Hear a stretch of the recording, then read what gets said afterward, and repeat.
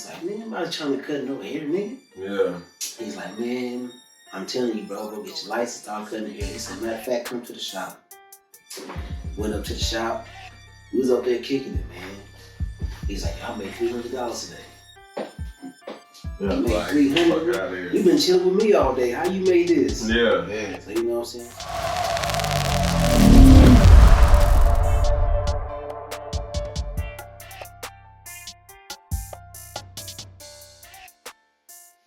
What up with it, y'all? Y'all know what time it is. It's Tapp'd in. I'm Corey Wolf. My boy Brandon, co-host up in here. We got a special guest, King, up in here, man. And one and only. It's the man, King. yes, sir. Wow. We should have had some intro music for him, like some T.I. You know what I'm saying? Type stuff. Oh, damn, can you edit this in there? Yes, sir. Put that on the background. Yes, sir. We wait. Today, we talking about a topic that I think is a very, very good topic to talk about today, because we want to get into the minds of the youth and the minds of the people and educate them on entrepreneurship. And it's very important for us to understand that we have gifts within ourselves that can pay us. You know what I'm saying? So I kind of want to go ahead and get into it. Yes, sir.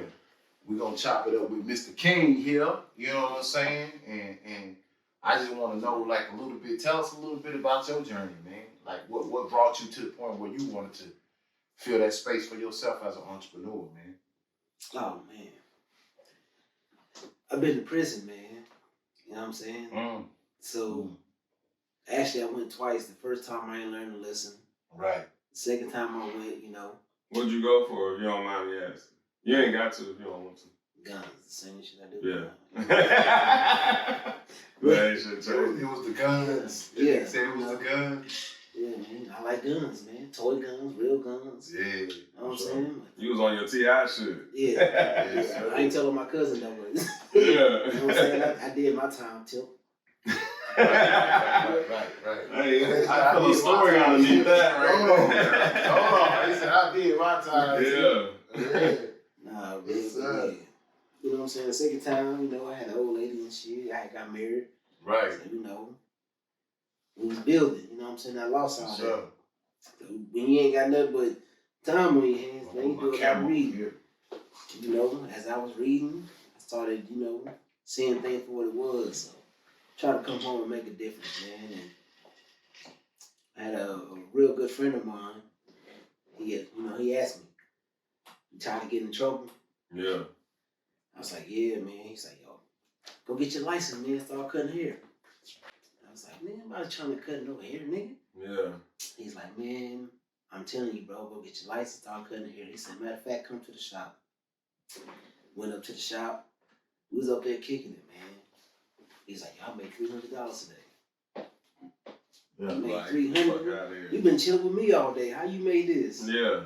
So you know what I'm saying? Shout out to him. He the one that got me in the cutting hair, man. And I do what I do today. He still cutting now? Yup. It's really, man, barbering really like an unknown hustle. It's like, it's a tapped market, but it's an untapped market at the same time. Because people will talk to you like it's a hobby or something.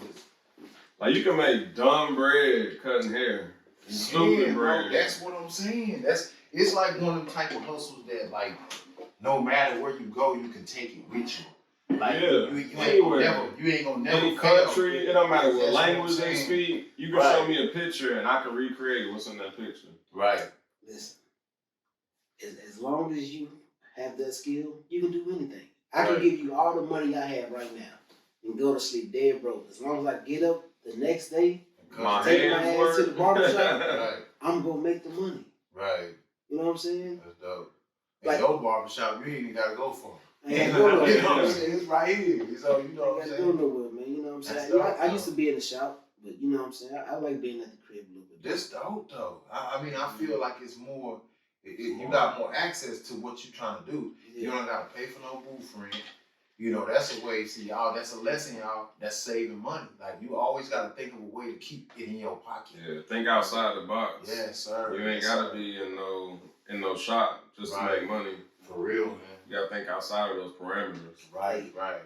Before y'all niggas go to snitching, I am licensed, nigga. Yeah, they will do that. Yeah. Hey, I had somebody call TDLR on me. Come on, man. Yeah, during COVID, they called on me for cutting, and I had 3 licenses. Just gonna at the crib. Wow. Yeah. Bro. Hey, man. That's a cold game, bro. Yeah, she called. She's like, I want to make an appointment for my husband. Right. And she was Hispanic, so I'm thinking it's normal to get a Mexican client and the wife calls because he don't speak no English. Right. So I made the appointment. It was like 12 o'clock Saturday. She's like, cool, got off the phone. Called right back. She's like, hey, I'm Rebecca that just called, made the appointment for my husband. I'm like, yeah. I'm thinking she want to change the time. She's like, this is TDLR, blah, blah, blah, blah. You know you're not supposed to be cutting hair. I'm like, I got 3 licenses. Gave her my license number. She's like, oh.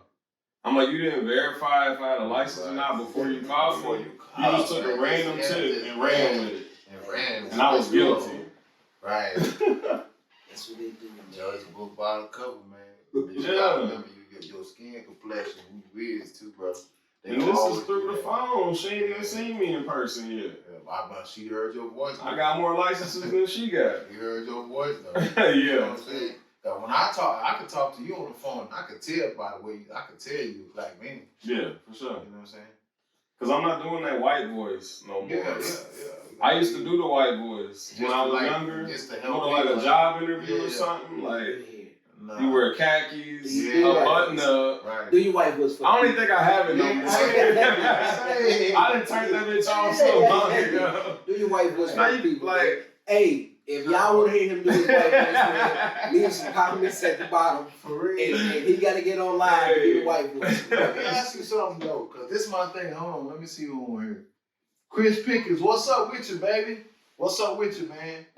So sometimes, man, I don't know, it's weird. My wife be like, why you do that? I get around the Mexican people or the Indians, and I go to the store and I buy some, and I kind of like to a certain extent, I like kind of like talk like they talk. Mm-hmm. It's weird, fool. Like, you know what I'm saying? Because I feel like they gonna understand me more if I change my tone or something. My wife, like, they gonna understand you regardless. Like, it's weird, fool. It wasn't even that. It's weird. It's like the white boy shit. Like, it's weird, fool. The white voice thing for me was knowing if you go in there talking how you normally talk and how you normally dress, you're not gonna get the job. That's the thing. So you have to be. Yeah, you're afraid they're gonna be like. And then your friends like, oh, you got your white voice on because you got the interview. You man, shut the fuck up. Yeah. But yes, sir. Yeah, so, you change it up real quick. Like, come on. You know I was up to acclimate to using all these big words, you know, you done heard from somewhere else. You know what that shit mean. But then you got off the phone, like, get the fuck out of my face, bitch ass nigga. But this the thing, though. This the thing, man. Like, we gotta get to the point in our life, you know, where we don't have to use no type of voice with nobody because we doing it our way. Right. You know what I'm saying? That's where entrepreneurship come in. Where we doing it our way. We using our time. We everybody got to work to that. Sometimes we're going to have to go through a lot of stuff to get to that point, but that should be the goal. The goal should be financial freedom. Mm-hmm. Freeing yourself. That should always be the goal because a lot of people, some people, and the ones who comfortable, that's fine. That's cool. You know, you can't judge them for that because some people don't want to do that work. The work that it takes. You know what I'm saying? Yeah. The work that it takes to be an entrepreneur, be your own boss, and to keep maintaining your money with your mind state without somebody telling you what you got to do. Like, hey, man, go over here and take this and do that, pick that up, put that over there. Yeah. Like, you know, you got to get to the point where if it's in you, you got to tap into it and stop being afraid of that. Let that gift come out. You know, the hard thing for me was going there, putting on that face because I still gotta be able to maneuver and do business with these people. Right. But at the same time, have my plan going on in the back side that they don't even know about. Right. So like I'm still gonna be here, even though it's a bitch ass job. But I need this bitch ass job to fuel to help my me dream. start the dream. Right. Yes. So when I was younger, I was jumping job to job to job. Yeah. Back then, jobs was like $5.50 an hour. Mm-hmm. If I found one that did 6, I'd go to 6. If it was 6.25, I was there. Right. And my dad was like, you still not gonna get nowhere jumping through all these jobs because you're not showing no consistency. Like, you ain't got no loyalty to stay nowhere. Right. He's like, me as an owner, I wouldn't hire you.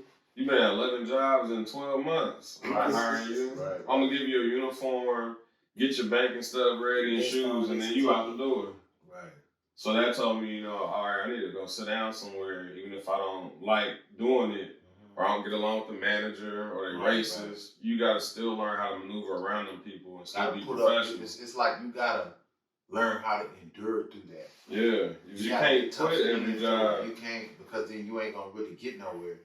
But you also, I feel like this because I went through that type of phase. Mm-hmm. I went through that type of phase, man, just like probably last year, bro. Yeah. Like I worked somewhere for a while. Then when I got out there, I was at that job for like maybe a year and some change. And then I was like, man, I gotta change it up. I can't grow here. And then I went to another job. Longer than me. I was moving around. I was moving around like a motherfucker. No, this ain't it. I was moving around, bro. I'm like, I can't do this. When I know. This ain't gonna work. And then why I'm gonna stay and waste time for it? Like, I know this ain't for me, so I'm gonna stay and get a couple of checks, boom, boom, then I'm gonna move around. But like, now I done came back to the part to where, like, a nigga gotta sit down for a minute. Because you gotta do what you gotta do until you can do what you wanna do. Right. So, at the end of the day, it's like, it don't really matter how many times you bounce around. At the end of the day, bro, you gonna have to figure out what you trying to do so you can get to where you're trying to go. So that's where I'm at with it, man. I got my plan put in place. I got everything ready for me. Mm-hmm. I got everything I'm trying to do to take off. You know what I'm saying? It's just certain things that I got to put in place to make the moves happen for me. So what does that look like y'all planning? Do y'all physically sit down and write out your plan on paper? Or y'all just have it in y'all head and y'all know how y'all do it? I mean, they say writing it out is the main thing, but I mean, I think my thing is this: it been on my heart so long, it been in my mind and heart so long. It's already on the tablet. Mm-hmm. It's already on the tablet because the plan been there. It ain't like I just made it up yesterday. So I already know what direction I gotta go. What they say a part of the manifestation is, thinking it is one layer, then speaking it is another layer, then giving it, when you write it down, you give it a texture, like a concrete thing. So that's the third layer. Everything works in threes. Right. So a lot of us don't write it down. Like, I do vision boards at my house with my daughter. I don't know if I do vision boards or not. I've done that. I got a vision board. Yeah, I'm not going to say I've done it. I have done it. He's like, what you talking about? So let me ask y'all this question, man. When did y'all first realize you had started to change? From being an employee to a boss? Yeah. Okay. You want to go first?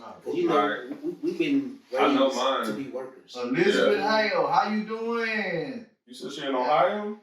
Hi, I live in Hale. Elizabeth Hale, how you doing? I ain't talked to you in a long time. It's good to see you out here. She's from my hometown. Good to see you. Good to see you.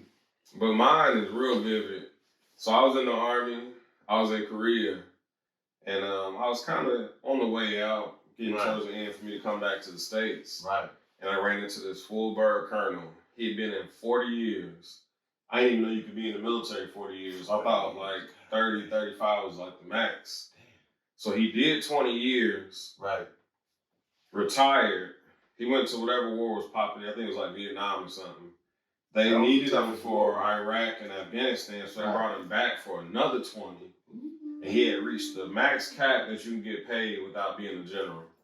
So when I'm looking at it's called an LES, it's a leave and earning statement. It shows what he makes every month. And that's what I had to process. And he was only making 11 grand a month. So I know like 11 grand a month sounds like a lot of money to y'all. If you young, you like 11 grand a month, I can do everything. Right. But it's really not that much money when I looked at what he sacrificed 40 years of his life. Yeah, man. And I was probably 21. Right. And I was like, I can go make that out there. Yeah.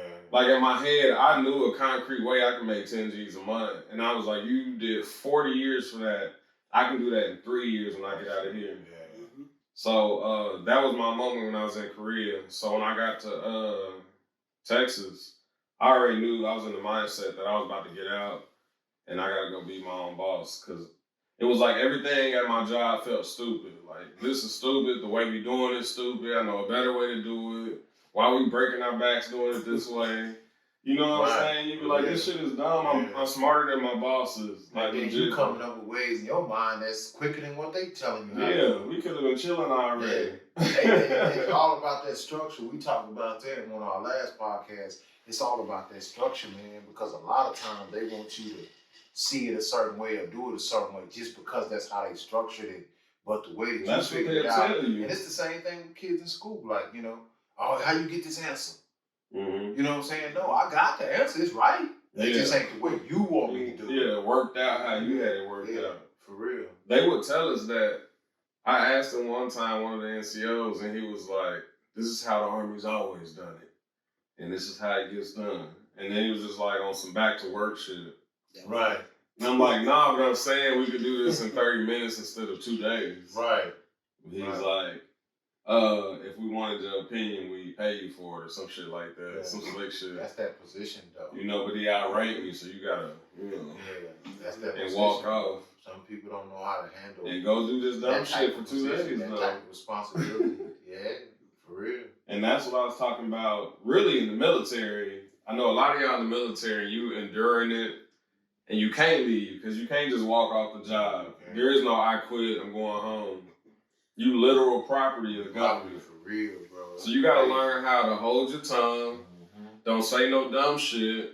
That's gonna get you fucked up. Tubbs, how you doing? You know what I'm saying? And learn how to maneuver around these people that's just dickheads for no reason. What's up with you, bro? Racist.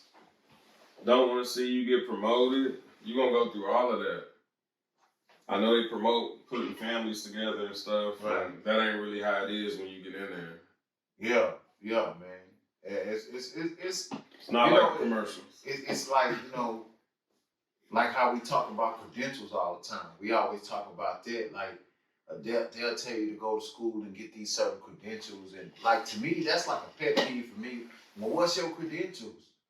Since you did good at this, you good at that. What you know, and show me something. You know what I mean? But sometimes your experience is your best teacher. So, for me going to school, getting these credentials that you say I have to have, that's just me creating a straw man to make you feel comfortable. Mm-hmm. You see what I'm saying? But your real credentials is within you. That's your gift. Your credentials gonna come with you. The day God put you inside that womb, your credentials is already in you. Whatever your gift is that you tap into, that is your credentials, because your experience come behind that.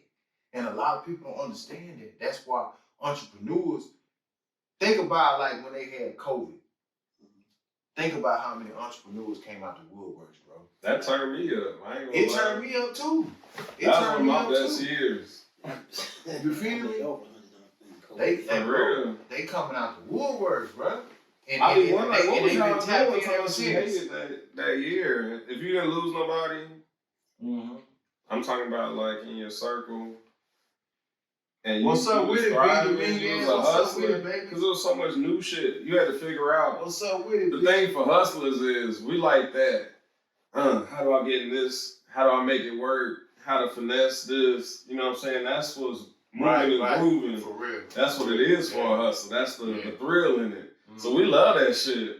Right. That's when I started my party equipment rental business. Right. I wasn't renting out tables, chairs, and canopies and shit. Jumped out, but you know what? I had time to sit down and just think. That was the first time we all sat down.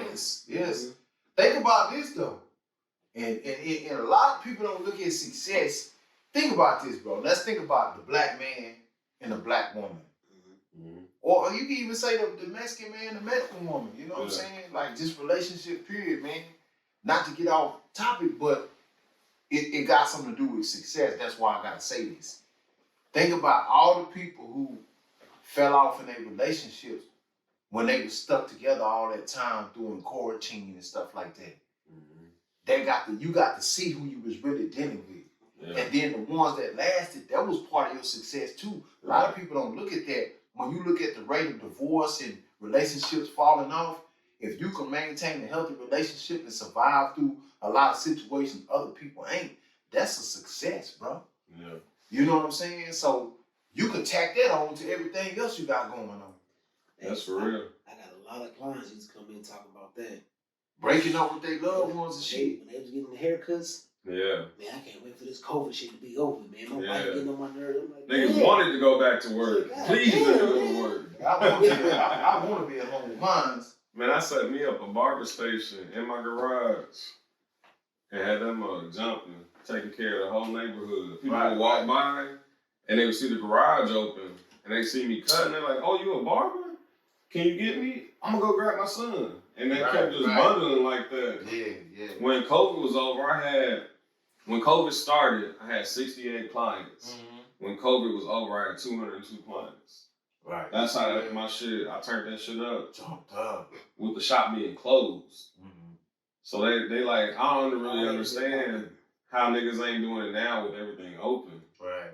That is crazy though. And that was, exactly, all in my pocket. Because at the time, we weren't paying no booth rent. Nigga wasn't even going nowhere, so he ain't got to spend no gas. None. Yeah. So you saving your money. Exactly. You ain't paying no booth rent. I got a little barber chair for like $150 on Amazon.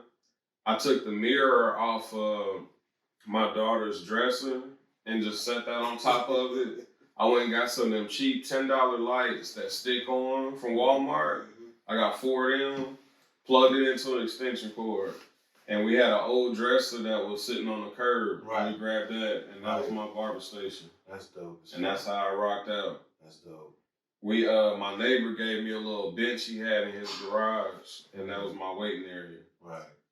That nigga did his something. You see, what you do? My shit was nowhere near as nice as this. I see you guys like this shit lavish. Like I'm saying, like when you started, what was your process to get this looking like this? You got the what was the process, bro? Like, shit. you know what I'm saying? So before here, I was married. I had a house by the airport. So we came inside, cut the carpet up, right, put floors down like this. She painted the wall with a barber pole. Okay. I had all this set up in there. Pictures that on shit the was wall. clean as fuck. It's fun. We're gonna send me some pictures. We're gonna put them up on here so they can see. You got some video or pictures of it? Yeah. So y'all can see that was clean. That's dope. Yeah. It was cool though, man. This setup tight too though. Oh yeah. I like this one. This dope. This, you know what I'm saying? It's a studio. Yeah, that's what I'm saying. It's dope. I'm loving it. Ain't a little music on it. You got the fridge in here. Proper merchandise. Yeah. You know what I'm saying? Pictures, you know what I'm saying? Hand drawn, you know. Yeah, it's dope. Yeah. I didn't do it, but you know. Oh, okay. You know what I'm saying? It brings a different vibe. Yeah. But my thing is this, man. You know, when you think about the mind of an entrepreneur and you think of the mind of a person who go out there and get it and make something happen with just their intelligence, man, because that takes intelligence. Even a drug dealer is an intelligent motherfucker. Yeah. Because they know how to go out there and get it, dodge the police, do that. You know what I'm saying? I'm not saying that's what it is, because we got to tap into the gifts that we could make sure that it get us to the next level and these folks can't take it from us. Yeah. That's the thing. We got to get the youth to see. We got to get the people out there still doing wrong to see that. You got to tap into a gift that whatever you're doing, them folks can't take all your hard work from you because of the decisions you make and what you're doing. But I said all that to say this, man. It's like, it's a blessing that God give us that type of wisdom to even have the mind state of an entrepreneur, man, because an entrepreneur have to have some type of intelligence to maneuver and make them things happen, man. And the crazy thing is, our parents wasn't taught this. You see what I'm saying? And so they couldn't instill this in us. So that's this just came, wild. you know what I'm saying? That was the meritocracy within us. Yeah. That was that meritocracy in us. You know what I'm saying? And a lot of people don't understand that, like, you know, even in the hood, and it's everybody, even the worst person in the hood selling drugs right now, doing whatever they doing, they got a level of meritocracy in them that they ain't tapping into. Mm-hmm. You see what I'm saying? They got to tap into whatever that is. And once they tap into it and they figure out what their gift is, it's going to make room for them, man. For it's me, all about your talent. It's because, like, everything you said is right. Because, you know, I was in the streets and then I went to the military, went to school. Right. When I went to Texas A&M mm-hmm. for business management. Right. And I didn't learn anything in there except for like fancy words for what we already did in the street. The way they was scaling everything, right, shipping, packaging, like everything, the numbers, everything I was seeing is like, I already know this. Cause of the game. Yeah. The game gave you, the streets So gave you. Yeah. what you said about tapping in is knowing that you don't have to stay just selling drugs. This formula works for products, Right. hair, soap, shampoo, anything, clothes. Just take it and apply it to something legal. That's Boom. it. That's the game right there. Boom. Everything is a hustle. Everything. is a hustle. Everything that you have on your body, if you don't know where to start with what you got on. You wear jeans. Hey, what's up, Tina? How you doing? A necklace, a hat. Good to hear from you, kid, folks. I don't care if it's the little string bracelets the little girls be tying up. Right. Everything Right. is money. There's money everywhere. I'm So gonna niggas tell y'all always like, something. Can I tell y'all a story real quick? It's a quick story, man. I'm gonna tell you about a story when I first tapped into my hustling abilities, and I knew that I had some type of gift of an entrepreneur. Yeah. I think at this time, me and my brother was about, let's say, my brother older than me, man. So let's say we was about 7 and 5 or something, or 6. You know what I'm saying? And we was like, man, we wanted to make some money. So we was like, damn, we want some change, get us some bubble gum and some whatever. You know what I'm saying? We had took a regular big old cardboard box. You know what I'm saying? We turned the box over, boom, set it down made it look like a table, pretty much. Threw a sheet or something over it. And then we took some of our toys and stuff that we didn't play with no more, and we put them on that little table right there. And we started us like a little garage sale type of thing. We young, we little kids. Yeah. The people in the apartments actually was coming supporting us, bro. We looking like we got some money. We dapping each other up. We young, you feel me? So they was buying our little stuff, and next thing you know, me and my brother, we ended up counting our little change. Yeah, I got a little change for we young kids, bro.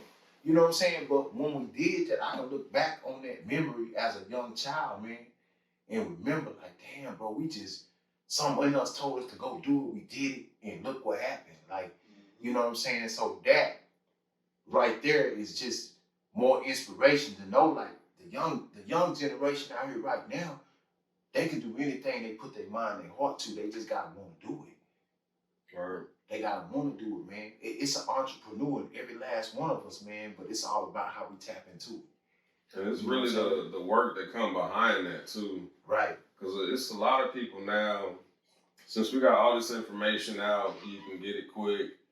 Right. And we know the hustle, and we know somebody to do it, and we see them doing it. I see your hustle right here. Right. But me physically getting off my ass, going to cut 100 heads so I can afford to get a shipment of a product. Right.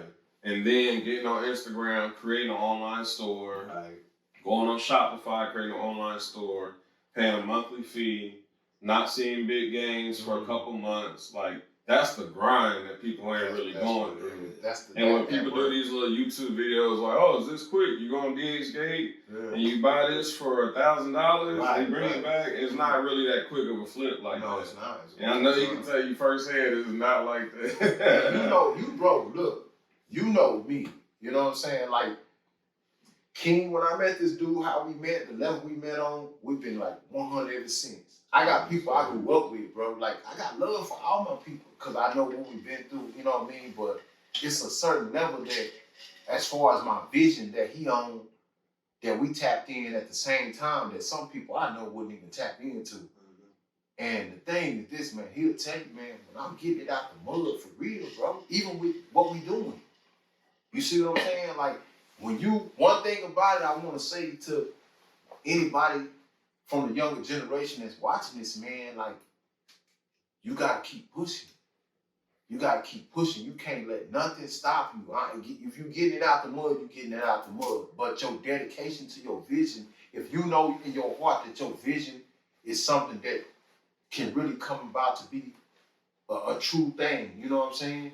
You got to push towards that. You can't stop, bro. You got to grind it out. And that's what I'm doing, man. So what keeps you going doing this when I know you had setbacks with, like, you know, work disputes, switching different shop to shop, go to the house, back to the shop, back to the house. What keep you going and still moving? Shit, this is my livelihood, man. I love waking up every day knowing my bills will get paid. Wow, really? You know what I'm saying? That's the best. Knowing you can make it today. You got light bills, $250, bet. Let me shoot out some texts if I got to. Hey, you need to get in today? Right. You can kind of coach up your money in barbering. I'm saying, I remember back in the day, they were struggling trying to pay bills. You know what I'm saying? Just being wild, man. Out there in the streets, buying this, buying that, stuff that don't mean anything. Yeah. Then first of the month comes, like you looking crazy. Yeah. Now you trying to find your rent money. You should have had that shit on the third of You last knew, month. yeah. You know what I'm saying? You knew you had it set aside too, and you went ahead. Them J's came out. You know what I'm saying? I'm gonna take 2, but I'm gonna flip this little ounce real quick, and I'm gonna hit Taz. Then I'm gonna get back home. That shit don't go like that, because then your alternator go out. Yes, sir. Now you short on hours at the job. Now this shit really getting bad. The credit card real now. Pay your bills on time. Pay your bills on time. Pay them ahead of time. Yeah. Especially if you got a credit card. Pay that shit ahead of time and in full, so you don't pay no interest on it. Right. They not gonna tell you that when you get it though. No, they're not gonna tell you. Keep it under 30%. Do not spend above 30%. That means if your card balance is $1,000, do not spend over $300 on there ever.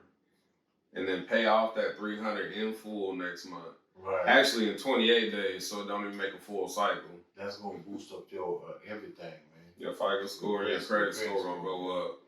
Cause you ain't gaining no interest. Right. Cause you'll fuck around and think you paying back $300, that shit say $365. You like, where the extra 65 came from? Right. That was at 28% interest rate. It said APR. That's what that meant. It wasn't standing for April. You like, I think it's due in April. That's the interest rate on your ass. Yeah. Hey, let me do a shout out to Chris Pickens. Shout out Roy Linford. Shout out Elizabeth Hale. Shout out David Tubbs. Shout out the B Dominguez. Shout out to Watanya. Man, I appreciate y'all tuning in, man. For real. Y'all Tapp'd In podcast, man. Tapp'd In. TAPP'D IN podcast. Y'all need to tap in, subscribe. Yes, sir. Amazon. We on Apple. We on Apple, Amazon. We on all that. I said Shopify. YouTube. Spotify. You know what I'm saying? What else? Everything you got. Any media site you think of, we on there. Tapp'd In podcast. We had to come up with the Instagram like Marcus 2 Tyler, days what's ago. up with you, baby? Long time. What's up with you, baby? Hey, we tapped in. We telling everybody we doing a Facebook Live. It's gonna be the first Facebook Live episode, right? Yeah. Single mom. She up in Ohio. Right. Getting out of work, just did work like 12 hours. And when we go live, I've already did a test video and everything. I got all the shit set up. Facebook crashed. Laptop don't work, the phone, the tablet, everything. Yeah, so like real quick, we had to just think quick. We switched over to Instagram, and just so happened we was popping on Instagram, so we had viewers and shit. But it was really on some. I couldn't even type a message say, "Hey, we're on IG," because I couldn't even do nothing. But so it was really just on the strength on their own. Like, but I mean, the thing is, man, like you know, just like any entrepreneur out there. Sometimes the thing with entrepreneurs too, that this is one thing I hate about when it comes to entrepreneurs, when it comes to working together. You know what I'm saying? And when you working together in ways to help other people get to the next level. My thing is this, bro, like, I hate when a person will tell you, man, I got here, I did this how I got there, but they don't help you, show you how to get there too. Yeah. You see what I'm saying? I feel like you stunting on me. Now you just want to show me what you got and what you're doing. You flexing, but show me how I can get there too. Because that's the real flex. That's the real flex. Passing down the information. Yeah, pass the information. There you go. And that's exactly why I didn't like staying in the military. Right. The guys that were seniors above you, they had all their paperwork together. Everything laced up, packaged this big. They've been keeping paperwork 20 years because somebody laced in with the game. But we coming through. We getting out 0%. We don't even know what disability rating is. Right. We hearing about that 5 years later when you see somebody at Walmart like, you ain't getting no 100%. What's that? Oh man, they got that face like, where have you been? I'm like, what? Did nobody tell me nothing? Oh, you need to go to the doctor Start building a paper trail about all your injuries, any pain you have. Mm-hmm. Keep the paperwork. Keep submitting it online. Don't give up. Get a lawyer if you need to, and keep raising that percentage up. Every time. But your bosses, they already went and got that shit, and they got the Social Security. Yeah. And they got the like overseas pay. And they got their spouse taking care of them as a dependent. Their parents are dependent. Right. They work the game from like 10, 12 different ways, bro. Free game. I know a couple right now here, they both get 10 grand each from the military just for not doing anything because they just lace the game up. Mm-hmm. So everything else is extra. Right. He do fire sticks and she do, I don't know. That nigga's extra. But hey, them fire sticks will pay a nigga though. 20 grand a month without moving though. They just want to lay in bed. You get paid today. You know what I'm saying? But the only thing with that, like you just said, they don't get out of bed. But my thing is this, like, you don't ever want to get to a point where you get too, if you want some entrepreneur type stuff and you trying to make them type of moves, you don't want to get too comfortable in no other space than the space of your vision, if that makes sense. Yeah. You don't want to get too comfortable in no other space than the space of your vision. Because if I get too comfortable over here, then I'm going to be putting too much work in over here, and I'm going to forget about the work I need to put in over here that got to do with what I'm trying to do. You know what I'm saying? Like when I was saying on the podcast, the last one, I said I go to a job, I ain't going to disrespect it. I do 60, 50%. But that 60 or 50% going to be like 100%. Mm-hmm. It's gonna be 100% to them. Yeah, it's gonna but I know how much I can put more in. But I'm not gonna give you that extra 40%, and I gotta say that for myself to get what I got going on. Yeah. You know what I'm saying? You just gotta remember that. You gotta stay connected to your gift, man, no matter what. Don't get too comfortable somewhere else and forget about what you got to do over here. Mm-hmm. You know what I'm saying?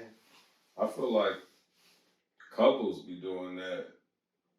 You know, like women would get with us and they'd lose whatever little dream or shit they had and start being more obsessed with you, which can cause issues also. Like, damn, you ain't got no type of like hobby or nothing. Like, you know, you ever been with a woman that's just like always on your ass because she really don't have nothing going on? Right. So, you know, it's important for y'all both to have a vision, y'all both to have dreams and goals separately and together. Right. Because that's the game right there. You don't want nobody to just be, they all on whatever your dream is and they have nothing to do with their own. I want to help you with yours and you help me with mine. You know what I'm saying? That's really important to me. Yeah, I feel that too, because I feel like when it comes to a woman, I think, and this is just my opinion, but I also feel like, in my heart, I feel like it's real. Obama was one of the dopest presidents we ever had. He was one of the dopest. He was one of the dopest, bro. He felt like and when I say he was one of the dopest, because his demeanor, his humbleness, the way he moved, it wasn't no situation where they had nothing to put on this man. They didn't have nothing to get, you know what I'm saying? Yeah. But I feel like behind every man that's solid and that's moving in a certain way, every strong king got a queen behind him, bro. Mm-hmm. You know what I'm saying? That helper is just to nudge you like, oh, you slipping, homie. Get back on it. You slipping a little bit. Okay, my bad, baby. Everybody needs that little nudge every now and then. That woman put there for a reason too. You know what I'm saying? And I think the strongest and the most valuable, the most motivated entrepreneurs, I ain't gonna say all of them, because some of them start on their own. You know what I'm saying? You got entrepreneurs that's 7, 8 years old. Mm-hmm. And they got the boy that's 14 years old. He retired his mama. Man. Retired his mama, dog. 14 years old, retired his mama. I said, God dang. He got some kind of clothing line called Spirit or something like that. It's a clothing line, but he's 14. That's crazy. I said, that's crazy. Little black kid. Little black kid. You know what I'm saying? But what I'm saying is, man, like, if when you got somebody that's speaking life into you, when you coming from dealing with the world and everything the world throw at you, especially as a black man, because y'all know we endangered species. For sure. You know what I'm saying? When you got somebody speaking life into you, when you come home and you ain't got to hear all that stress and that bullshit, you know what I'm saying? that kind of make you stick your chest out a little bit more. That kind of make you push towards that dream a little bit more harder. Like, damn, I gotta make sure I got this, but still, damn, baby, she showed me something. I'm gonna make sure I get her this, and that. Like, she deserves it. She got my back. She got my back more than this nigga I knew 10 years. You know what I'm saying? Like, that's just what it is. Sometimes I think it amplifies a man too. That entrepreneur get that extra push. You know what I'm saying? Sometimes, like, Michelle Obama really was the one who ran that motherfucking White House. And nigga can't tell me nothing less. She really ran it. Well, Michelle, you know how niggas go, Michelle. You know, I was thinking, you know, she no, baby, think about this now. Yeah. Try like, well, I didn't think about it like that, Michelle. Yeah. Okay, let me try. So You that's a feel me? different point of view. Yeah, it's sometimes you gotta listen. Cause when we don't, that's when we bump our head. You feel me? So sometimes it's okay. Now, I'm not gonna let you structure me as a man, cause I'm my own man, but it's certain things you might say to me that I might miss. Oh damn, I didn't see that. Okay, thank you, baby. And I'll keep it moving. You feel me? You move like that too? When you was married, if you wanted to do something that was like with your career, did you like ask for her input, or it was like, I know which way I want to go? So, when I was working at the VA, you know, I was cutting hair still at the same time. So they wanted to change my hours. Mm-hmm. So I was talking to the supervisor, and I was like, yo, I can't do this, man. He's like, well, you know, if you're such a good barber, your clients will come to you on this day. Right. I said, so then when will I have time to spend with my family? Yeah. Right. Well, you get this day off, and I said, look, man. I said, I started this barbering, right? I said, it took me this amount of time to build the clientele that I have. Right. But you have this job that is not yours, is not mine. Yeah. But you want me to give up what I have. Yeah.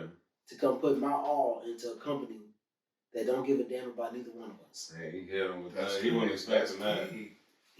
Well, this nigga knows shit. Well, you have 401k here, and you have great benefits, and you have this.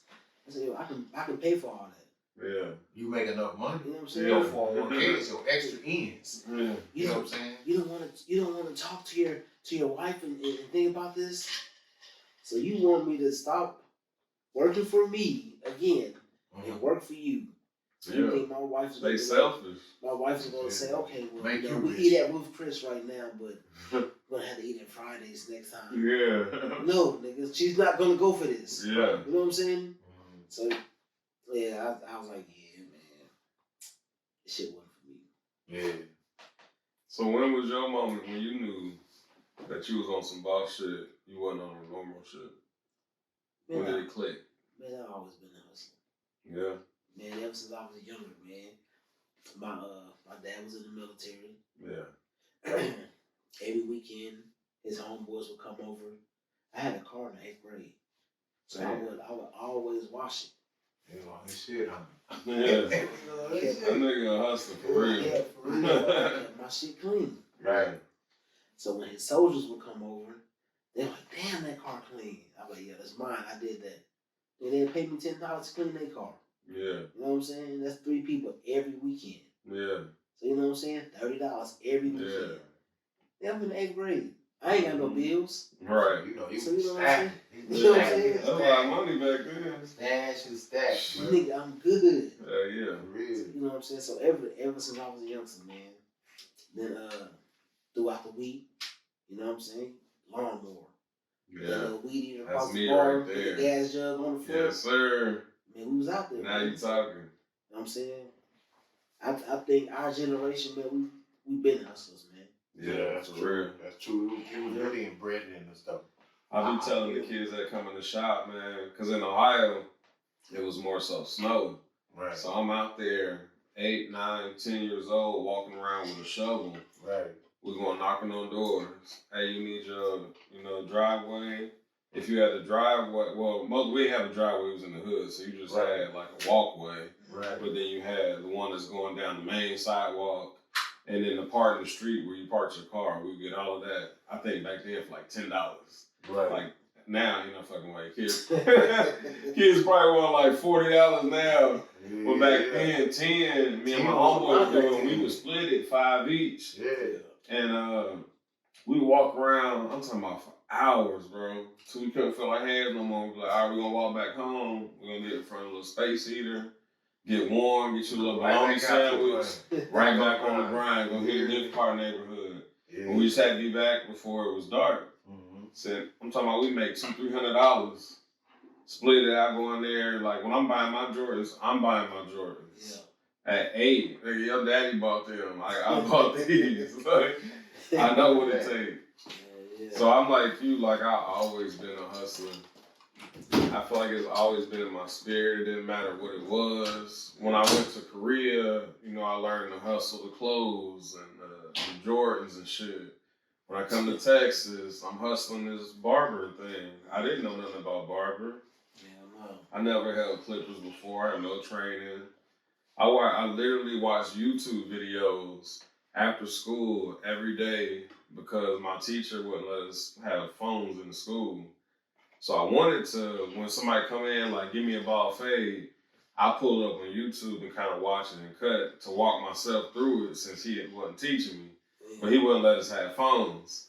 So I would fuck their head up in school and I would just remember the cut and I would go home and I would type it in or on the phone in my car and I would go to 360 Jeezy. Shout out 360 Jeezy and shout out to, who did Tune 45?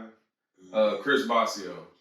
Y'all two taught me how to cut hair. And shout out to Joe, shout out to Bully, because that nigga taught me too in person. So everything my instructor would tell me, Bully would come by like, what did he tell you? That's stupid. Here, do this. Whack. That shit dumb as hell. Why would you say that? And he'd be walking and talking and just moving and grooving. But he was giving me the game though and giving me shortcuts to get there too. Yeah. Instead of these long ass routes, get the same fucking product and it still didn't look as good. So everything my instructor was telling me, this dude beside me, he knew way more, even though he'd been doing it half the time as this dude, as my instructor. So, you know, it's not always about how long somebody's been doing something, especially in the barber game. Because a new barber can come in 5 years and surpass somebody 20 years easily. You ever been in the shop and had one of them? Nigga, I've been there about 16 years. Yeah. If you ever need anything, man, I got you, man. Let me know something, man. You look like, nigga, your fade ain't even faded. Yeah, I don't need that. I'm good on I'm good on your fade ain't even faded. Yeah, boy. Yeah, man. I feel you saying, though. They be trying to lend advice. Like, you're not even the person to lend advice. I would go ask him before I would come ask you. But that's really how I sharpened my game. Because when I left barber school, I wasn't confident in my cutting abilities. I was cutting for another year at the shop before I felt confident. Right. A year fucking heads up. And Rod, shout out to Rod, because Rod was patient with me over and over and over again. He would stay late, 10, 11 o'clock, taking in clients I had cut earlier and fucked up, and he would fix them late night. Right. He'd stay late and do it so it wasn't like embarrassing to me when they would come back in because you know I was just starting out. Yeah, that's what I'm saying. I always respected him for that. Yeah, he good people. Shout out to Ron, man. Yeah. But you know, I didn't give up just because my cuts were shitty. I would sit in the shop and I would just watch Rod. Mm-hmm. And I seen him look at me one day, so I went over there like, hey, you know, if I'm making it weird looking at you, I'm not like looking at you. Like I'm looking at like how you holding the clipper. Where you moving it? Why you hold it this way when you on this side? Why is the comb tilted? You know, I'm really like, and I'm asking questions. I'm soaking up the game because this nigga one of the coldest in the city, and I'm right here getting to watch you for free. Yeah. Niggas pay $800 to go to classes to watch this. I'm getting it for free. Right. Yeah. So I just stuck with it, man, for a year watching him literally. Mm-hmm. Everybody in my shop pretty much got 20 years or more experience. Right. So, you know, you take apart a piece of each person in there. Mm-hmm. I like the way he fade. I like the way he do enhancements. I like the way he do scissor over comb. Put that in your own package. Merge that into your package and then elevate that shit. Because I scale everything I do. Right. So I'm going to figure out how do I do that in half the time with the same quality. Mm-hmm. And that's what I did. And that's how I got to where I'm at in barbering right now. That's why I said I respect the barbers. You know what I'm saying? Because it's not. That game right there, the barber game, man. You can make some money off of it, but like you gotta go through it. You gotta go through the trenches. Yeah, you gotta. There's no way around that. There's no way around it. You gotta go. That's what I was gonna say. You gotta go through it. They think they can with this paint, with the paint thing, but you still have to get, because the OGs are not letting you in the door. Nah. Young barbers, the OGs is not letting you in if you can't cut and you think you can conceal it with the paint. Bust your way through, bro. The paint is an enhancement. It enhances the cut, not makes the cut. There's a difference. Let me ask y'all this question though, man. Do you feel like y'all gift is what opened the door for a lot of other things for y'all? Like as far as the grind, as far as the entrepreneurship, whatever your gift, because everybody you can have gifts, more than one gift, but it's like one main gift that opened the door for the other gifts. Yeah. You know what I'm saying? I know for me it is. Because, like, I do a lot of shit. You know, I host clothing sales. I have online clothing boutique for women. Right. I do the party equipment rental business. Right. I do stock market investing. I do barbering. I'm an instructor, bartender, chef. This nigga said a bartender, what? Yeah. Say, bro, I don't know about this. Like, what? Everything, license, KBC license, food handler's license. Nigga, where you bartending? You know, that's a couple I bring things. Willies on the weekend. Like, this nigga got like 1,000 hats and shit. You feel me? So I remember I talked to you before on the other podcast about like, how do I know which gift, or is it some of it just some bullshit I need to go and focus on? Right. And you was telling me like, what's up, Cedric Dixon? Some people get 10 gifts. Right. You know, God may give you 10 gifts. He may give me 4. He may give you 1. And maybe everybody in his circle only got 1. So he thinks you can only have 1 gift. Yeah. But you've been around billionaires that everybody got 20 gifts. So yeah. You used to it. You like, why you think that you can only have 1 thing that you can do? Well, see, let me say this though. Because I like how you broke that down. Because even in that podcast we talked about, I was like, he might have 10, I might have 2, he might have throwing numbers out there just for the audience to see that as long as you know you have a gift, that's what's important. You don't have to worry about if this man over here got 100. Just know that you have a gift within you too. That was the example of that. You know what I'm saying? But I know that I have more than 1 gift. You feel me? I know that I have other gifts that I can put in play, that I have put in play, you know what I'm saying? But I also know there's that one powerful gift that you're given that opened the door for all the other ones. Right. You know what I'm saying? And that's how I had to classify everything that I did. Right. And everything I do is in seasons. You know, that clothing sales, it's up and down in different seasons. Mm-hmm. The barbershop moves in different seasons. You know, when it's slow. Right. You know, right after Christmas, or when it's booming on back to school. So the things I do, you know, when people ask me, what do I do? My response to you is the thing that's most promising at that moment. Right. So some people may walk up to me and be like, what are you doing? I'm like, I'm a barber. But I may see you two years from now at a concert and they're like, what are you doing? I'm like, I'm a clothing designer. They're like, I thought you was a barber. Like, I am, but you know, in this season that you're seeing me, I may be a clothing designer. Right. Because that may start popping. We're doing a podcast now, so somebody I seen 5 years ago, they gonna be like, podcast? I thought you was a barber. Now it's the same conversation. He got everything. It's another conversation. He got 100 hats. But what opens the doors for them is the barbering, because the barbering, like he was saying, I can go make a quick $1,000. Right. Oh, we need cameras? Bet. Hit me up in a week, Corey. I can go grind it out. Why do you think I told you I'm gonna allow myself to learn that? Yeah. I'm gonna teach myself. Fuck that. I ain't finna go to school. I'm not doing that shit. I'm finna watch something, I'm finna look at this shit. I'm finna learn. You know what I'm saying? I got nephews and shit. I'm gonna teach myself because I know that's a grind that a poor man can come up on if he ain't got shit. Mm-hmm. Oh, you need your hair? I got you. Everybody need to be groomed. Everybody need to be groomed. Every country. Every country. I don't care what you look like, what color you is. White folks gotta get haircut just like anybody else. You know what I'm saying? I never thought it'd take off like this though. It's going crazy. It's dope though. Like millionaires. Right. From barbering. On tour with music artists. I seen some getting shit like flown that. in by Jay-Z. Niggas charging $100 a cut and shit. Like that ain't shit. They got $1,000, $1,500 a cut. Mayweather's barber gets $1,000 a cut, and he don't even have hair. He gets shaved 3 times a week. That's 3 G's she make just on that one client. That's crazy. For a head shave and a beard.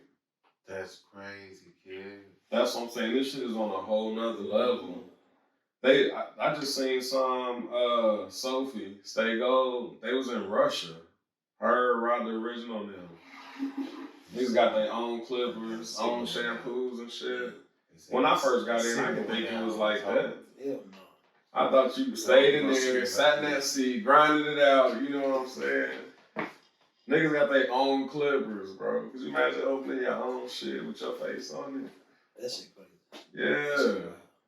You walking through a shop and everybody got your shit up there lined up like your shit back there. You on that motherfucker like, nigga, we made it. Off from thin hair. But you know, when the bad thing about it is when you start elevating in the game, you start obtaining things, you know, you start showing that you're making money. You know what I'm saying? Then here come some of the leeches that's going, you know, the people around you going to start reaching out for more favors now. Women going to come around more. They going to be asking for favors. They need help for things. Especially these new ones on Facebook that want cash app me, get my nails done, get my toes done, this generation. So how do you kind of navigate through that now that you've elevated financially? Until everybody married. But they like married men though, so that's a turn on. Yeah, man. They be like, for real? You don't need no friend though. Nah, I'm alright. Man, everybody needs money nowadays. I don't give a fuck who it is. Everybody needs money. Right. Hey man, can I get $1? I give you $2 on this day. Yeah. No, you're not. You know what I'm saying? Here, man. Do you kind of treat it all like it's all bullshit, or do you Everything. You treat it all as bullshit? Everything. Even if it's truth or not. Everything. I can read people really well, so I just be reading you. This nigga bullshit. But my thing is, what's minimum wage now? $7.75, I think. $7.75. So if you ask me to borrow $100, how many hours you gotta work? Yeah. You know what I'm saying? Right. You want me to just give it to you? You know what I'm saying? Oh, well, that's 2 haircuts. But a nigga, Why you counting my pockets? Yeah, for me, not for you. You cut hair? I didn't know you cut hair. I'll let you come and use my tools on my seat to make that 100 then. Right. You know what I'm saying? But you know, when people be needing handouts with bad intentions, that's when they get defensive when you protect yourself. How you get defensive about me protecting myself from your scam? You get mad at me for not giving you my money. Yeah, that's some narcissistic, like, what's gaslighting? What type of sorcery is this? That's crazy. How you get mad at me for protecting myself? I mean, you supposed to do that though, man. You supposed to do that because, like I said earlier, you got some people, man, like, think about like people you grew up with, went to school with, all that don't have your same vision, bro.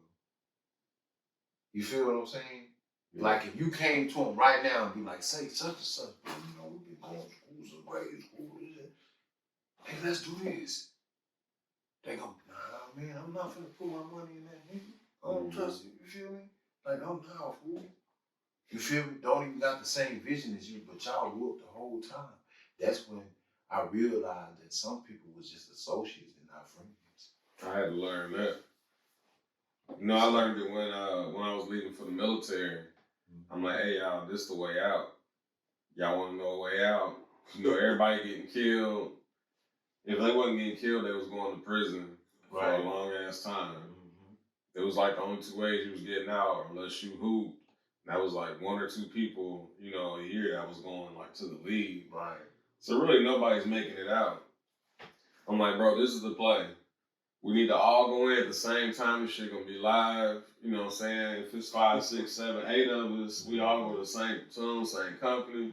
I'm showing them the vision, mapping it out. Niggas was like, my one nigga said, nah, I don't want to cut my hair. What? I said, bro, you don't want to cut your Grow hair. that back. I had one said, nah, I'm not going to stop smoking weed.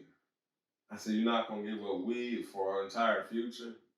I said, these people will pay you for the rest of your life if you just give them 4 years of your life.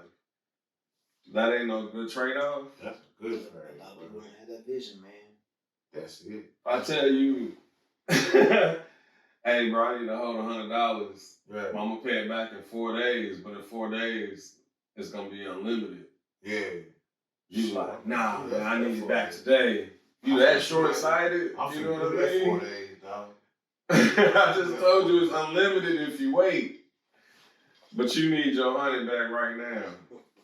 That's real. Like, a lot of people don't see that when it comes to the vision, man. It's like what you put into it right now could possibly be something that's gonna put you in a space that you'll be real comfortable. You know what I'm saying? But a lot of people don't see that. They don't wanna. Our problem with black people, bro, with us, is we don't trust each other. Oh, yeah, for sure. We don't trust each other, bro. Our issue is I ain't finna do that. No, I ain't finna do that, fool. No, bro, I'm telling you, if we do that, we can open up this business together, all 5 of us. Mm-hmm. If we everybody put $10,000, you know what I'm saying? That's 50,000. There, we open up this building, we put some stuff in there, and we just. A lot of people don't want to do it because they don't see it from their perspective. You feel me? And that's the thing, just having a one-track mind, seeing it from your perspective. You gotta all visually see it from one perspective, dog. Yeah. You know what I'm saying? If my vision and your vision not the same, it don't mean that your vision can't be a good view. Right. I just don't want to see it that way. And see, I also look at it like this. I know your character. You know what I'm saying? Right. So if you came at me and said, hey, I got this and this and this. You give me $500 in 2 weeks, I'm gonna give you 1,000. Right. I know your character. Right. I would trust you on that. Right. You know what I'm saying? Likewise. It's a lot of other people. Depending on relationships. If they came at me and said the same thing. Like, nigga, get the fuck out of here. 500. Nigga, I wouldn't give you $50 to go to the store and get me something. You see what I'm saying? Yeah, for sure. Get me something. For real. I know niggas I cannot send to the store with a 50 to go get me some chips and a soda and some Black and Milds. They gonna come back, the change gonna be fucked up because they done bought something else. Well, I bought this, man. Yeah, like you just bogarted my shit in her. $50 turn is just 20, nigga. Like, what the Yeah. fuck? Why? And all you got was some Laffy Taffy? Like, oh, nigga, there was, what? What, they was $6 today? Like, get the fuck out of here. But yeah, so I feel what you're saying. And see, that right there also deal with the people you deal with. Yeah. You know what I'm saying? If I was going to the store right now, you like, hey man, give me some annihilators and some candy and this and this. Yeah. All right, I got you. Yeah. You know what I'm sure. saying? So when you start dealing with a certain caliber of person, everything changes. That's a fact. That's true. That's You know what I'm saying? You know, like I'm not at that point in my life where I can't go spend $10 on you at the convenience store. right. You know what I'm saying? Right. Now back in the day, Yeah. nigga, oh yeah, That was a I lot. need that. You know what You I'm need saying? it up front. Right. Where your money Yeah. at? Oh, I need when you come back. Nah, nigga. Nah, I need that now. You know what I'm saying? You might not have. You might only have 8. So yeah. But then you graduate from that to, I got just give it to me when I get back. They're like, all right, cool. Y'all build that rapport. Then it's, oh man, I got it. You good with me? Yeah. Because you know maybe last time, well, I paid for dinner, you tipped, or you know whatever. Niggas just trade money. When you get around a certain class of niggas, money just bounce around. You ain't really counting every dollar. Right. We might trade clippers. I might give him one that's worth $300. He might give me one $200. Right. I'm not in my head like he gonna be $100 worth of product. But this is the thing too. That's what now I can say that about Brandon, man. You know what I'm saying? He good peoples, man. I appreciate that. The vision and man, my wife love you, bro. Like she like that's a good I appreciate people, man. that. Like, cause she know the type of dudes I was. Man, I've been grimy. You feel me? Like, but it's like You got some people, man, their vision is so strong and so focused and so on track with yours that anything outside that don't even matter because that's gonna come later. Mm-hmm. You know what I'm saying? Like if I tell you, say, bro, like, man, I need a cut. I know you charge 30, but I got 20. Nah, hell no, I need the whole team. Nah, I got you, bro. I'll give you a cut. You know what I'm saying? It's that mentality. It's that mentality in everything with Brandon too. It's that mentality in everything because at the end of the day, nigga, one day, nigga, we gonna look back and we gonna be good. We gonna be good because we followed that vision, we followed that pattern. You know what I'm saying? If a person come up to you, they a millionaire, and you just a thousandaire, and they be like, and you go out, say y'all go out to eat at a fancy restaurant. Mm-hmm. They're a millionaire, you're a thousandaire, and they be like, no, I got you, bro. Yeah, just because I know this ain't shit to nigga, you a thousandaire, nigga, I'm a millionaire. Yeah, save your shit. You keep yours. So you can get here. And then, so you can get one, and when you get here, you gonna treat me. Yeah. So let's just get there first, but let's just stay on track. You feel what I'm saying? Like a lot of people ain't on that. Yeah. They ain't on that. I'm not gonna show you how to get there. Like sometimes I'll be chopping it up with him, and he'll be like, "Say, bro, you know, just try it like this, or go this way with it." Some people, like we said earlier, they be like, "Oh man, I got this and this, and man, look at me, I'm shining," but they ain't gonna tell you how to get there so you can shine. Mm-hmm. Like this is what black people do to each other every day. This is what we do to each other. We entrepreneurs. We trying to get there. Show me how to get there too. What did you do? What was your strategy? I might not even use everything you tell me. I might put it with some of what I already know, and then what I don't need, I throw it out the door, but it still might help me get there. To piggyback on that, when you're giving out information to people so they can learn a new hustle or something, don't be vague about it. Don't be like, all you gotta do is go buy the hats and then sell them over here for more. Right. Like, that's a simple concept. I need you to tell me, how do I find a vendor? Right. What does a good vendor look like? Yeah. How long does shipping take? Mm-hmm. How much do I pay for freight?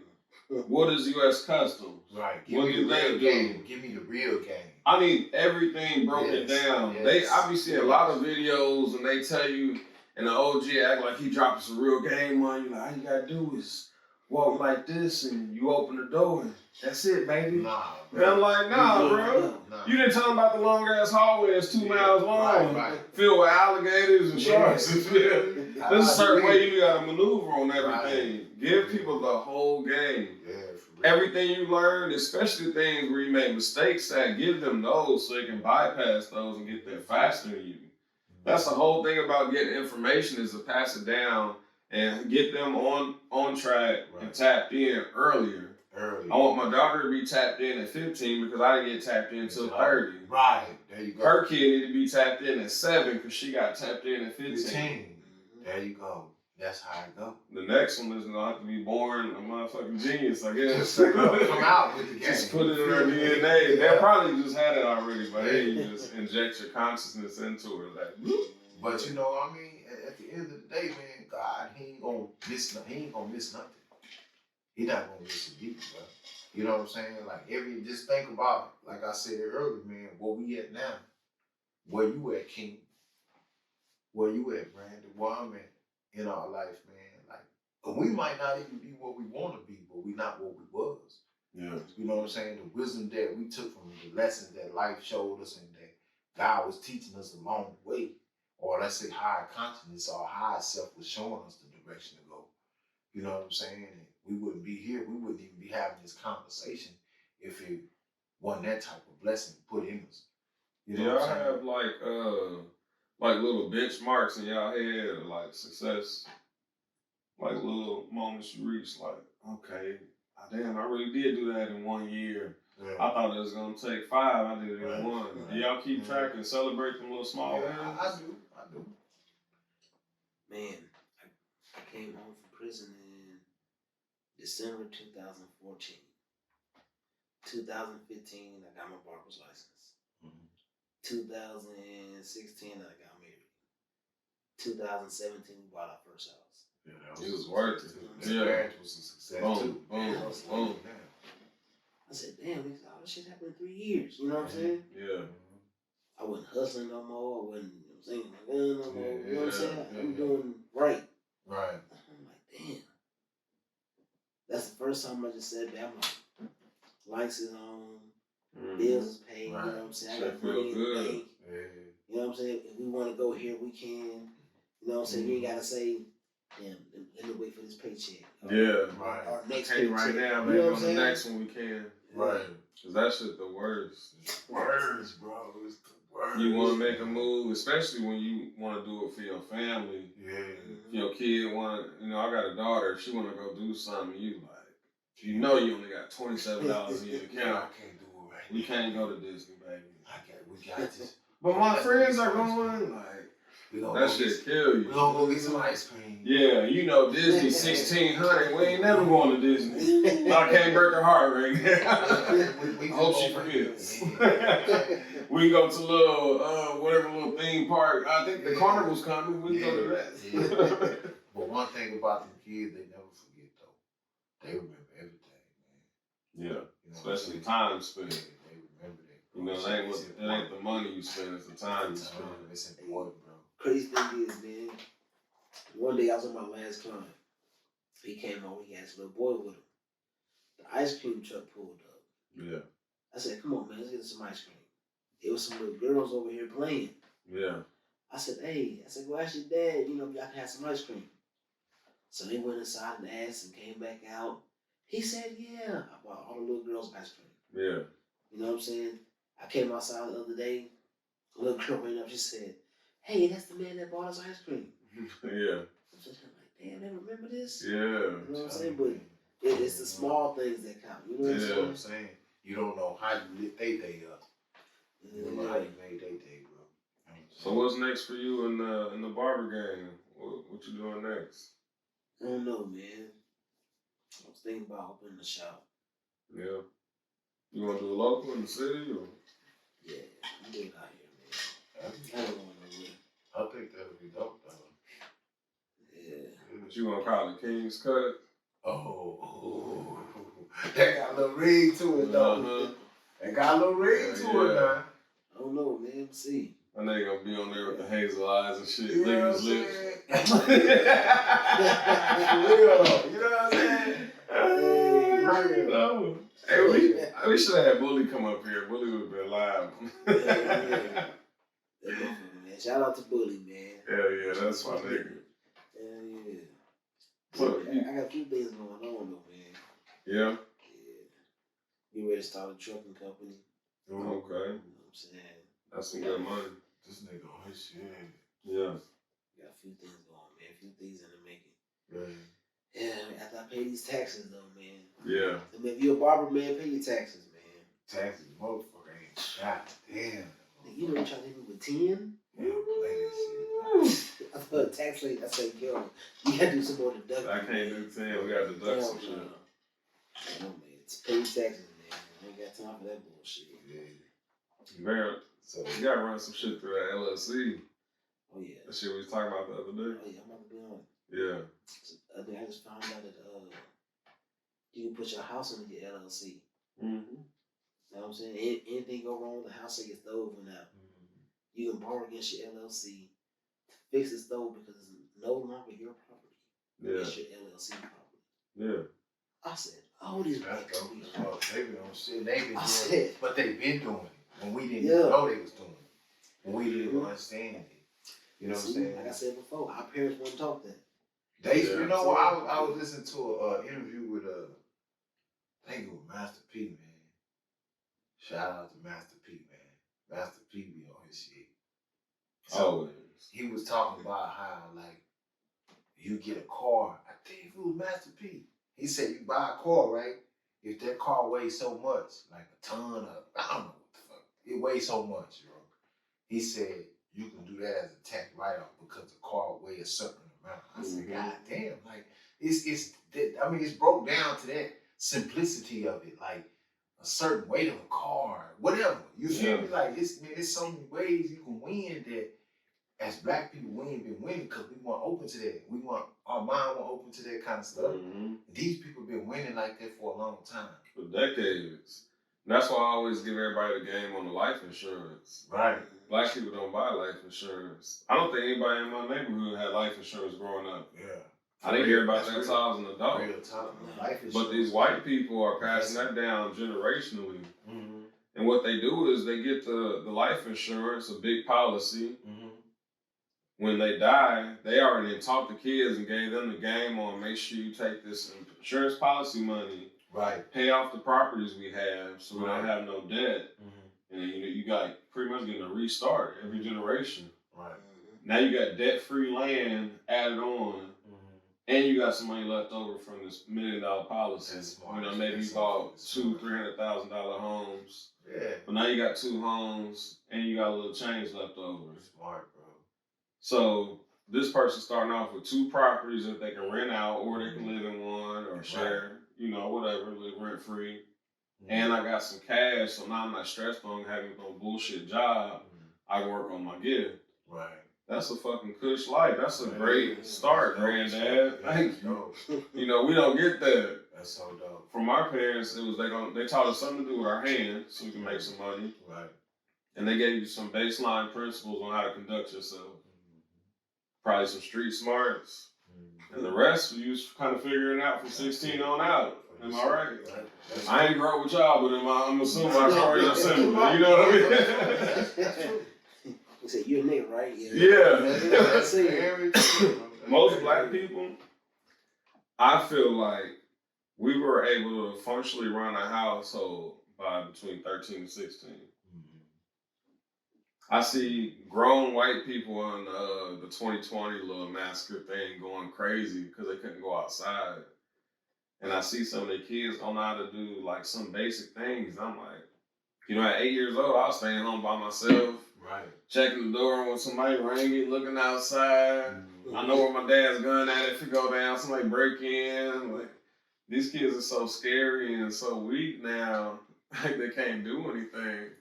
Like I really felt like I could live on my own at like 12. My dad was showing me how to pay bills. I knew how to cut the grass, all of that. I knew how to manage a checkbook at the time. You know, debit cards weren't really popping yet.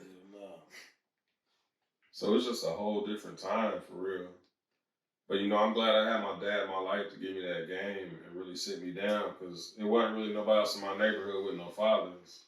It was like 3 houses that had fathers, mine and like 2 others. But that's dope. The entire neighborhood. But that's dope. So he was kind of like a father to some of the other kids too when they would come by.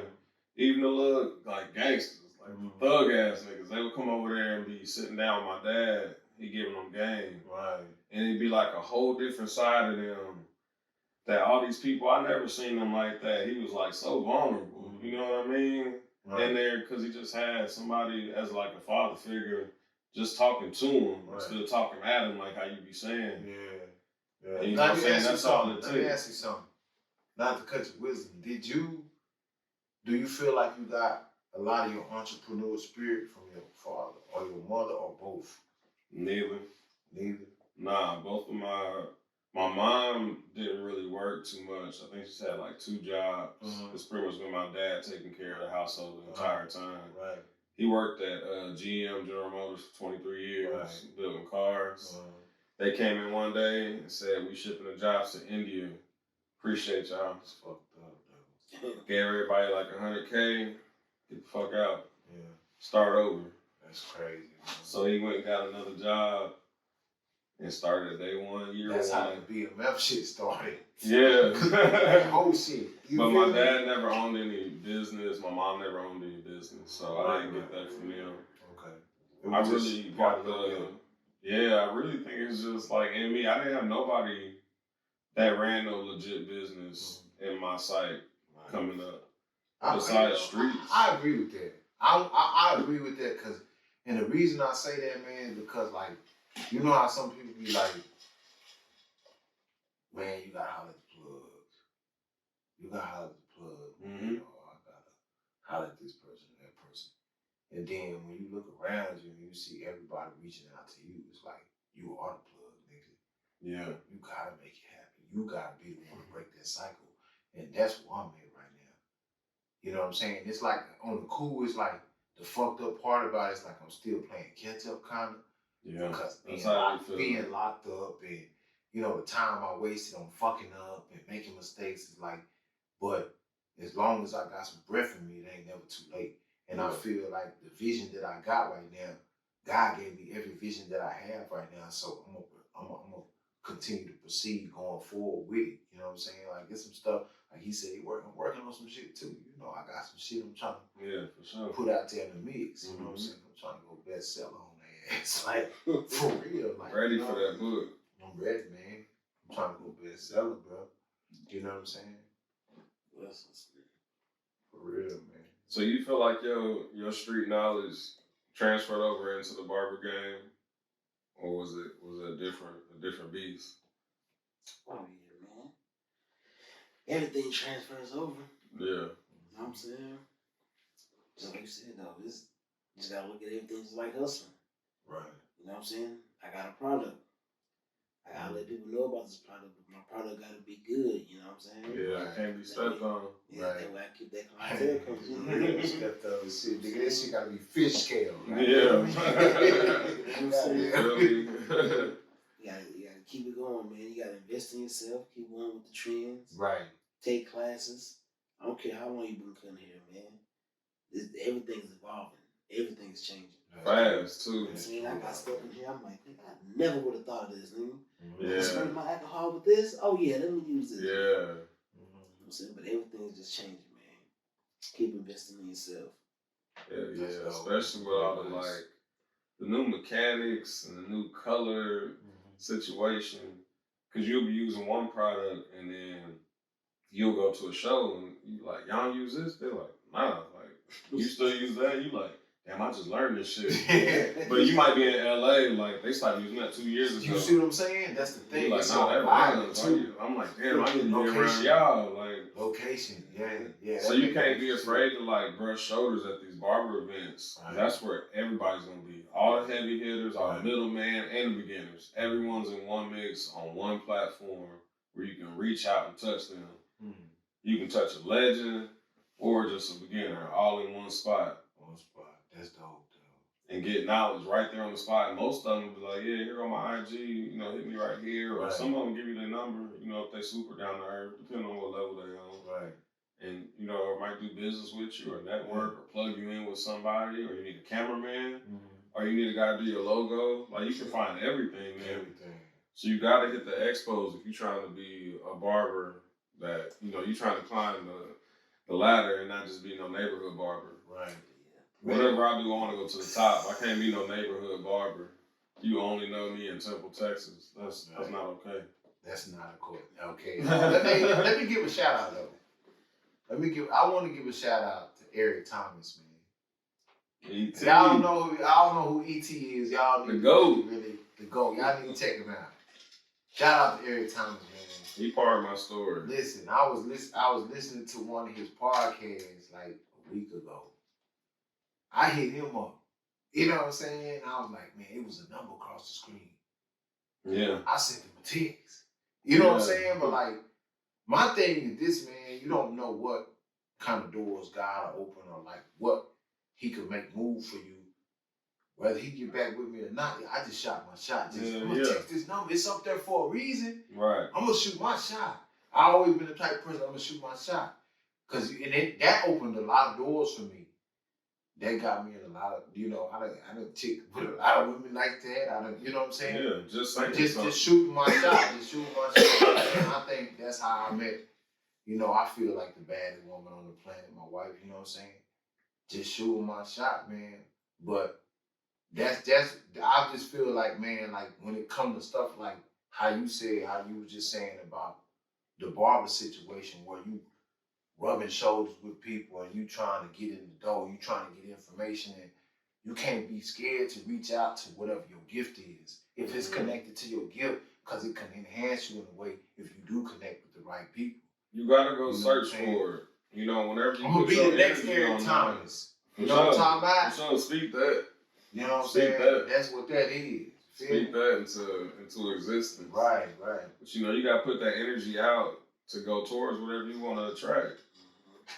People be acting like it's just gonna come to you because you prayed for it. Right. People always say, "I'll just pray for it," it's not pray for it and just sit down and play Xbox. Faith without works is dead. Yeah. It's get behind it and find out what else you got to do. I was telling him, I don't know if he was in here or not, I couldn't have no phone in school when I was in barber school. Right. I never held clippers before. I didn't even know how to hold them. I didn't know what none of the stuff on it was called, the lever or anything. Yeah. Right. So I would fuck up cuts, ask him what the cut was called, and I go sit in my car and watch the video on YouTube. Or watch the video on YouTube when I get home. Come back the next day, fuck it up a little less. Yeah. And then go watch it again. And I would just do that for 9 months until I was solid enough for you. I would feel like if you left, you'd be cool enough you had where we're at. Progressing and shit. Yeah, but I was learning, just trying to find another avenue to learn because I wasn't getting it from my instructor. You didn't give up on your craft. Teach you nothing. Nothing but sanitation. That's it. Yeah, shout out to the barbers that take time to teach the new barbers, man. Right. Yeah. That's how I learned. Right. I had a good group of people, man, put me on. The nigga that was beside me, Bully, he down in Houston now. Shout out to Bully again. Yeah. It's so many times he stepped over and helped me. Hold your hand like this. Stop doing that. Why you start there? He told me to start there. Nah, that's stupid. Do this. Right. Now he's real hands-on. He's loud. He's blunt. He's ignorant. Yeah. But I appreciate his bluntness. Right. Because he was all about getting there the quickest, the most efficient way with the best quality. And now, 5 years later, now I do that and I get the results from it. But I wouldn't have got that if, I had too much ego to not listen to him. Right. Because there was people in there, he tried to help, and they like, fuck out of here, man. You ain't no instructor. You ain't got to be an instructor. I don't need those credentials that you think I need to validate what I know. Right. I've been cutting since I was 6. He's been cutting his little brother's hair. That's way more valuable to me than the piece of paper that you talking about. That ain't nothing but your straw. Because that old ass man in there with the certificate ain't showed me shit that connected with me. Right. And he wasn't connecting with nobody in the class because we all learned from Joe. We would crowd around Joe's chair and fucking watch an instructor walk around, make a split up, and look at his video on the TV on the wall. That he made in 1989 or whenever. This shit was so old. Like, bro, nobody does it like that anymore. Right? If you don't want to move with the times, you're going to get left in the time. Yeah. You got to be able to adjust as time. Sometimes it's quick. Yeah. Right now, it's going real fast because of the internet. It used to be like 5 to 10 years. It'd be like a trend. Remember when it wasn't no internet, bro? It was way different, bro. Trends lasted longer. Yeah. You got a clothing trend for like 5, 10 years. But now it's like, boom, oh, that was in the summer. Now this is fall. You like, damn, I just got some. Because they was $80 when they came out, I couldn't afford it. Right. Now they 40, but now y'all ain't wearing them. Now I'm on the next thing. That's crazy, bro. But that's what it is, man. Everything is just so rapid now, bro. I look at that with the Instagram videos and reels. Remember you just make videos, there was no time. Then they took it down to a minute. Then Vine was like 6 seconds. Damn, you can only hold attention for 6 seconds. Now when we're making the film, we're doing editing, they're 1 second clips. Boom, boom, boom, boom. To make one collage. Like, that's how short. We can't get no shorter than a second. A second, bro. We just close our eyes. Why is the attention so short? This shit is crazy. You can't make no video on Instagram that's 7 minutes. Ain't nobody gonna watch that. Right. They gonna start watching it and they gonna be like, damn, they ain't getting to the point. And then you touch it so you can see the time. 7:26. I ain't watching that. You scroll to the next one. And you find the next one that's 30 seconds. All right, I might watch this. Right. You know what I'm saying? I'm guilty of it too. Yeah. That's just how I be moving and shaking. But I be on there finding mentors for real, because YouTube got a lot of mentors. A lot of them. There's a lot of people dropping good gems, good game. That's my field, y'all. You know what I'm saying? Mouth of South. Yeah. Who y'all follow? I follow Dr. Boyce Watkins. Shout out Dr. Boyce Watkins. Shout out him. I go to his all-black national convention every year. I went in Orlando. I missed Charlotte, but I'm going to go again this year. He got a big convention. All these entrepreneurs, all black. This time, though. Like thousands of them. They gonna be there. They got classes for a whole weekend teaching Forex, stock trading, clothing, doctors, books, anything you want to do, it's in that room. Right. So definitely Dr. Boyce Watkins, E.T. I went to go see E.T. in New Orleans live. E.T. hard. That's actually what I asked for my birthday, was tickets to go see him. E.T. is hard, man. I took like pages of notes on my phone and was just soaking up game the whole time. Who else? Oh, 19 Keys for sure. 19 Shout out Keys. Shout out Keys, man. For sure. Hey, Yeah. EYL. I like EYL a lot. Yeah, he cold. What's the other one? 19. Rashad, the big swole nigga. Yeah. Rashad, I like him. I like him on like the how to carry yourself as a man, walking your alpha masculinity. Yeah, he go hard on a lot of that. Yeah, I watch a lot of those videos with him. Cause that definitely need to be spoke on. Yeah, it does. We got a lot of beta males. Yeah. And some of the shit we be saying as alpha males may not connect with a beta male. You know, they're like, I don't think like that. Yeah, but you got it. Cause you think I'm like a woman. That's what I'm saying. That's what I'm trying to say. Hey, we gotta keep dropping this on like we doing now. You know yeah. What you watch though? You got some podcasts you tap into? Or just YouTube videos? No man, they don't like what I watch right now. I be watching Kevin, man. Yeah, he watching. Oh shit! He about to set the internet on fire. It's like we don't like Kevin, man. I'm watching Kevin. What's that word, man? Look, listen. Hey, listen, man. You gonna speak on it? Motherfucker. What y'all think about Kevin, man? I know y'all hate Kevin.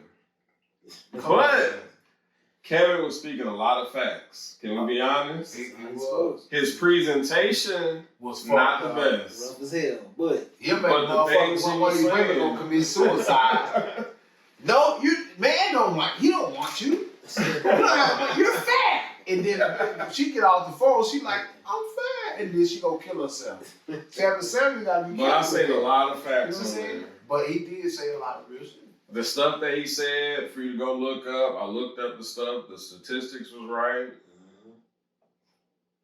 That's true. What we gonna deny with the numbers? Yeah, that's true.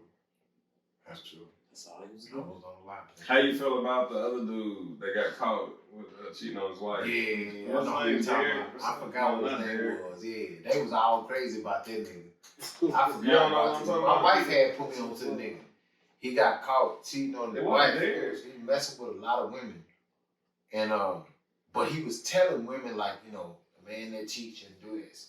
You know, man. He was on the same shit as Kevin Samuels. But that same type of shit, but then it turned out later on he was doing the same shit. Damn, I don't know his name. I forgot what it was. I forgot what the nigga name was, man. But it's not Derek Grace. It ain't Derek. Nah, that's the light skinned dude. Right? Yeah, Derek Grace the one with the tattoos, got the own board game. Shout out Derek Grace, man. Yeah, I like. That's an entrepreneur. We gotta speak on him. That is definitely an entrepreneur. Shout out Derek Grace. So outside of Kevin, who you listen to? Andrew Tate? Yeah. Oh man, they about to. Oh my God, you don't know who Andrew Tate is? I don't fuck with him. I know who Kevin is, but you know what I'm saying. You don't know who Andrew Tate is? Oh man. Andrew Tate is Kevin. He's Kevin, but younger and maybe even more of an asshole. I'm trying to think if he's the one I'm thinking about. He might be the same dude. Tall, light-skinned dude, look like he from like overseas or some shit. Man. He just got arrested. Yeah. Yeah, I think he's in prison right now, ain't he? For like, same shit R. Kelly in jail for, I think. For something with child or something, or trafficking women or some shit like that. It was some shit like that, wasn't it? God damn. What's his name? Man, you saying like okay, I ain't never checked him out, but I'm seeing him right now, Andrew Tate. You got it up? Yeah, I got him on. I ain't never listened to him. I ain't never listened to him. But what's his name? I listen to what's that boy name? The basketball player, man. Everybody was hating on the basketball player. The girl? No, he a dude. What's his name? I can't think of his name right now. Brittany Brown, I don't know. They were kind of mad about that too. But they feel like they wasn't no even trade. You know what I'm saying? I mean, it's not an even trade, can we be honest? God damn, you know what I'm saying? This nigga gonna blow some shit up in a minute. What's the nigga name, man? He always talk about, I'm a bus. They say I'm a bus. Oh, Kwame Brown? Kwame Brown, man. I used to listen to him when he was doing his thing, too. The nigga was funny, man.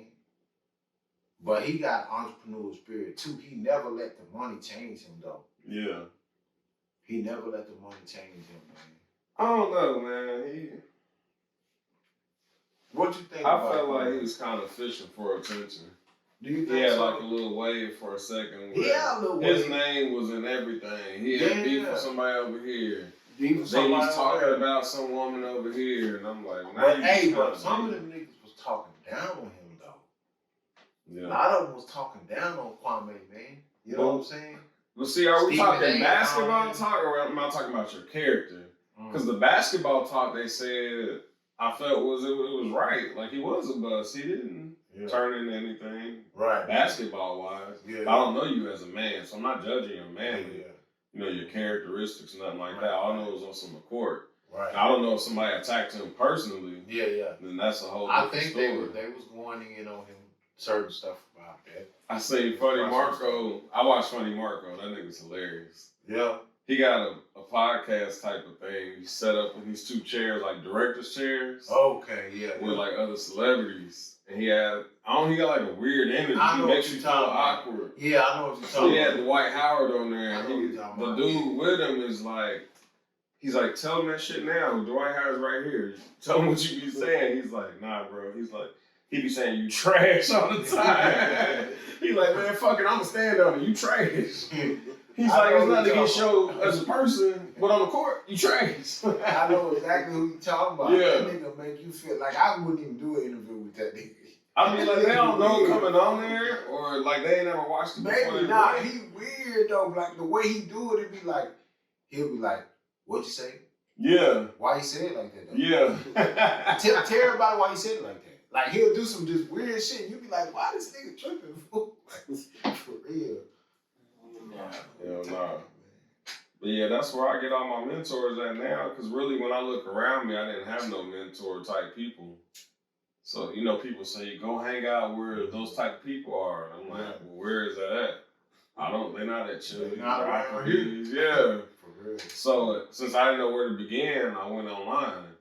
I started watching interviews with Diddy, interviews with Jay-Z, interviews with Bill Gates, Warren Buffett. Me too. And they became my mentors. Especially because I can make you rewind and say everything you said again. If I had a conversation with Jay, I'm only going to hear it once. Yeah. But on the internet, I can hear that say shit 40 times. Let me go back. My inspiration when it comes to grind like that and stuff, man. Honestly, bro, like number one, it always been Master P, man. You feel me? Because the way he do it, man, like he don't get as much shine as Jay because Jay is more commercial. That's all it is, but Master P P, probably man, did the same or more work. Yeah. I'm pretty sure it's probably more. He done done some work, man. Master P done put in some work, man. And then it's like he's so in tune to his grind, like he know when it's time to go somewhere else. Yeah. You know what I'm saying? He started out with the Master P clothes. He started out with everything was Master P. He did, you know, his rims. No Limit. He did the rims. He did what everything. Was they Dubs? Was they P Millers or something? What they call P Millers or something? He had some. Yeah, he did all that, bro. He did all that. Now he into the cereal, the chips, the noodles. He just signed a deal with the cereal with Snoop.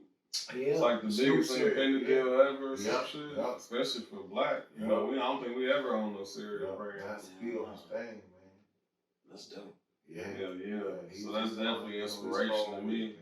Did you have anybody around you that was like an inspiration? As far as becoming an entrepreneur? Or even just going down the right path? Yeah, my dad was always on my ass. Yeah. You know, he's always telling me, you know. Shout out to Pops. Yeah, shout out. For staying on his ass. Yeah. What's up? Yeah, you did alright. You did alright. He would always tell me, man, you know what I'm saying? Just quit bullshit. bullshit. Right. You out here playing. Yeah. Chasing his tail. I heard that. Like, for real, though. What my dad said. You know, just being around older cats, man. Had a whole dude tell me one time, he said, hey, youngster, let me explain something to you. You know, old school's always I talk slow, like they whispering and shit. Mm-hmm. You know, keep chasing these girls, man. It ain't gonna work. So Yeah. what you mean? You know how much money you losing when you chase these women? He said, man, don't chase no woman, man. He said, you can lose money chasing a woman, but you can't lose a woman chasing money. Yeah, my dad told me that same so thing. real, bro. I said, That's so real, right. bro. Then you look around, man. Every woman wants stability. Mm-hmm. You know what I'm saying? That's what I was telling you on the other episode about money being a security. Yeah, I said right there. See? That's real. Because they don't want to fight. They don't want to be fighting with you trying to uphold every responsibility. I mean, let's be honest. They out here right now. Most of the women doing it on their own, but they struggling. Yeah. So they don't want to bring you in, and now you another bill. Yeah. Instead of you putting more weight on what they Yeah. already. They like, hey, I need you to take care of you and a little bit of me too. Yeah.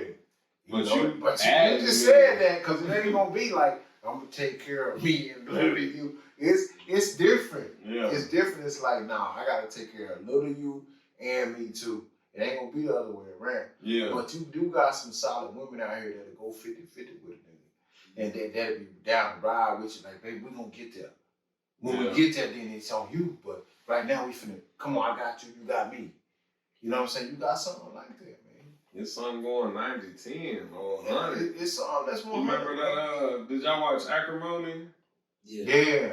Man, she took care What of y'all for like feel 20 about years. that? What y'all think about that? Let me, what do you guys think about this man's vision and the way the woman was through all that? Do you feel like the way she felt about that situation was cool? Or do you feel like, damn, she should have just brought it out with nigga? Or do you feel like kind of like both ways? Both ways. I was about to say the same thing. I felt, damn, bitch, you waited this long, like, just keep going. But then I also feel 20 years is a long time That's to a keep long pouring time. into something. And nigga, I probably would have been gone at 3-4 years. So I feel you. Yeah. What I didn't feel is when she popped up on that yacht out the water, I'm like, damn, you want this shit too bad, man. You went too far. Yeah. You all out in the ocean trying to kill somebody. You know what I'm saying? Like a nigga made it now. Yeah. But all these years, you telling me I'm tripping on whatever. Now I finally made it. Now I get to the point where you trying to kill me. What fucked her up though is when he voluntarily came and brought her a check for $10 million. That's the thing with me. I already took care of you. I understand. You good. And I got you your house back. You good. So I got why your mama's tripping? house back. So why you tripping? You lost $1 million in your mama's house. Right. I gave your mama's house and $10 million. Right. I already made good with me. My heart is at peace. Right, there you go. You still mad because now you know I got 100, so you want 50. My value went up. My value went up. So now you need 50 instead of what I gave you. Now you're gonna be the judge, and the judge like, shit. He didn't have to do that. He only owed you one. Right.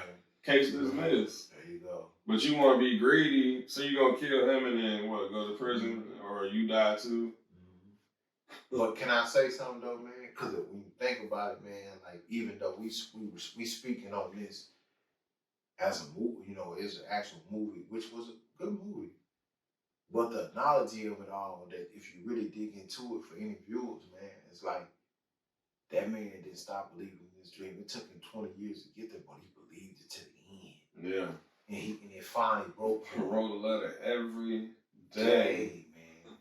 That's crazy. It's crazy. You gotta believe in your dream and follow that. If it's tugging on your heart, you know what I'm saying? Hell yeah.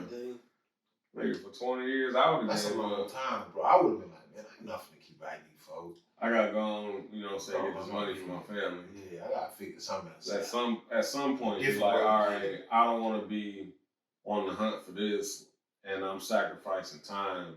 Yeah. I could have spent my family. Your girl probably like, babe, like, give it up. Like, this ain't it. You're like, nah. I know it. Sometimes you gotta be able to step back and be like, nah, I was wrong. Yeah, let me just. It was a wild goose chase. But Appreciate you pointing it out. I want to say this though, we don't know, like, just any situation like that. Let's just say, even though that's a movie, it's somebody in this world with these millions of people who experience that same type of shit, maybe on a different level, you feel me? Mm-hmm. But who's to say how whatever that gift was tugging at that man's heart? We don't know how hard, how strong he was tugging, how much. It might have been tugging every minute, every hour, every second. We don't know how it was tugging at that man and say, no, don't stop, bro. Like, keep going. I'm telling you. I know it's been 10 years, but I promise you, like, it's coming. Like, you know what I'm saying? Like, some people be like, damn, it tug for a little bit, whatever that is, that hunger in you to do whatever that is, and then next thing you know, it just go away because you just exhausted with it. Like, his exhaustion didn't come yet. Mm-hmm. It's still pulling at him. Like, Still nah, I know we at 15. Come on, baby. Even when he look crazy. You feel me? It look crazy. I still need more money. When that nigga hit, she was sick. She was like, then she started going off on her family. I told y'all on me. I told y'all. Yeah, but you all were y'all listening to bitches talk me into. But you were listening to him at first, yeah. though. Now you shouldn't have listened to him because the nigga. All that man that cheated on them, left him behind. You didn't believe in his dream. You should have believed in his dream. You feel me? Like, you know. She's still mad that he knocked her girl down in the trailer 20 years ago. You gotta stop holding on to that old ass trauma. Let that shit go. That nigga was in college. He was a young man. Right. You know what I'm saying? The counseling. Yeah. Got it. But let me ask you this question though. Think things would be different if the roles were reversed? Hell yeah, it would have been different. She wouldn't have went back and gave him no 10 mil. Yeah, nah, she wouldn't. I don't think Because so. women don't even move like that. Because they already expected to get assets. Yeah, that's real. Like us as men, man, there's so much expected from us. It's like, and we was talking about, I think that in one of, I think the one about the single fathers. I think I said something about it. Like, it's like they forget we're human, bro. Like, it's so much. The world's view of us is so different, bro. Mm-hmm. Like, it's like they put us on the level of like, she's human, but he's not. She's supposed to be able to endure this. He don't. Yeah.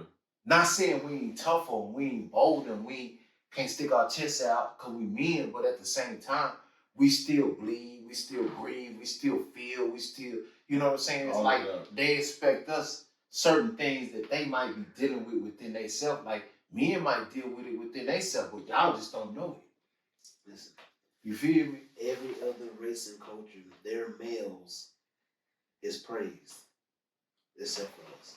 Man, that's deep as fuck. Especially overseas. Yes. Except for us. That's real. That's why I really seen it. When I went to Korea, the way they treat men over there, the way they treat you. Right. Just even if you just go get a haircut, massage is coming with it. Yeah. I know you didn't ask for it, but I know you've been working all day. They tell you, I know you've been working all day, you've been working hard, you soldier, sit back, relax. Right. Can't even speak good English, but she know how to treat a man. There you go. Rub your feet for That's you. deep, bro. You ask some of these American women to rub your feet. Nigga, I ain't touching your feet. Fuck out of here, my face. Scared cash at me. Like, damn. And you wonder why some men are choosing to go with foreigners. Yeah, that is true, though. That is so true. You can't just look at the end result, which is them going to get foreigners. Just look at the root cause of why they chose to get a different race or a different type of woman. And that's a good point, though. That's a good point. And you know, there's another side of it too.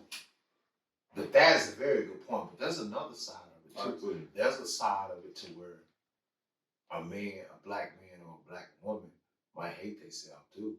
Mm-hmm. Why am I black? I gotta go through this. Black people struggle so much. I wish I was white. I ran into one the other day. I wish you know what I'm saying? But and then when we get to the point we hate ourselves so much, we don't want to look at somebody that look like us. So we're going to go out and get somebody else that look different. That's a different aspect, but we ain't going to go there. What I want to do is circle it back to this. When it comes to entrepreneurs and men who out here trying to build something for themselves, even women that entrepreneur that's trying to build something for themselves that they can know that they put their heart into and that they tap into their gift, then you got them people that come along like these men and women who don't even appreciate you for who you are. So you know what I'm saying? You might have a black woman that want to get with this black man. He an entrepreneur, but she only want to be with him because of what he doing and what he got, not because of who he is. and they forget about that. Vice versa, men do the same thing. You know what I'm saying? Like, that's real. You know what I mean? How can you appreciate all that I built and what I created as a man, as my helper, if you not even appreciating me as a person?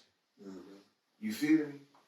So, you know, that's deep, man. But, you know, on some entrepreneur stuff, man, like, I salute anybody who tapped into that. I salute anybody who tapped into it, bro. Because you gotta think about all the people in our generation, bro, when we came up, that's still back there. That still don't see the vision, that still don't want to cross the tracks. Nothing happens overnight, though. You feel me? That's true. Whatever that. Sheesh. It was a long ride, wasn't it?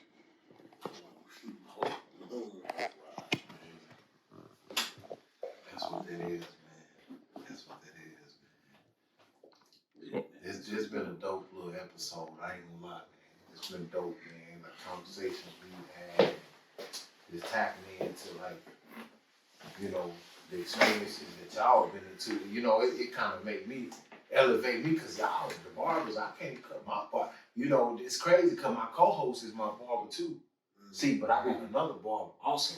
Like, my thing is this, like, and I tell him it's crazy because you got people that's entrepreneur, they starting their own business, they cutting hair, that whatever it is that they doing that you can condone in and help them elevate it, you should do it. So I jump back and forth. I'm like, next week I'm gonna go get a haircut by my barber over here, so I can put a little money in his family. Then I'm gonna come over here and put a little. You feel what I'm saying? But that's okay to put back into our people. It's nothing wrong with that. Yeah, You know what I'm saying? being one of the barbers, like, you can't get jealous of another barber or whatever job it is. If you're a cameraman, if There you're we go, boom. a lawn man, I knew that was coming.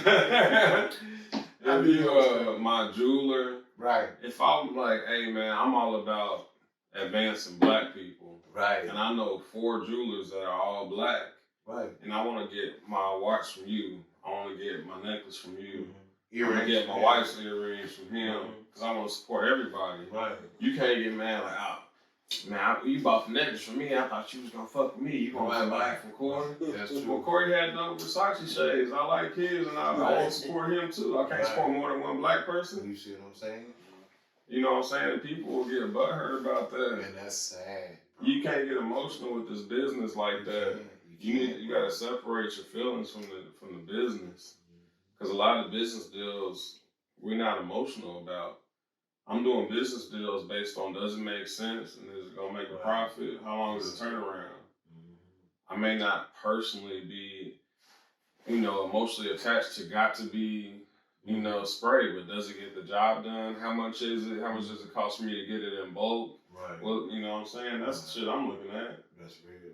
I don't care if I don't like that it's yellow. If y'all say that yellow is what makes it sell the best, then we're doing it fucking yellow.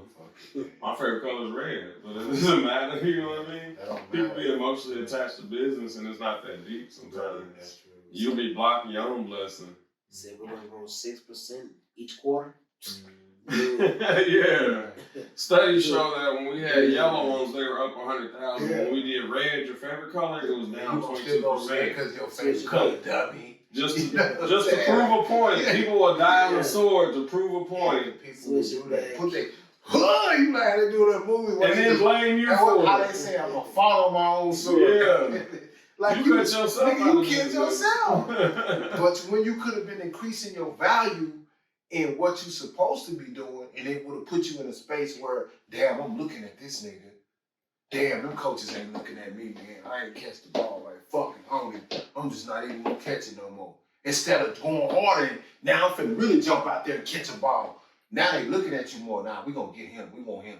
He gonna be a good or make someone else look good. You feel me? If you can't block for him so he can shine. There you go. You might get 6 blocks. Now he's looking at you for something different. Yeah. Oh, I ain't gonna Okay, block. He might be the best point guard, but this nigga here the best rebounder. Draymond Green. What I'm gonna tell you? Let's go back. This motherfucker couldn't shoot for shit. Dennis Rodman. There you go. Team Who was rebounding like that nigga?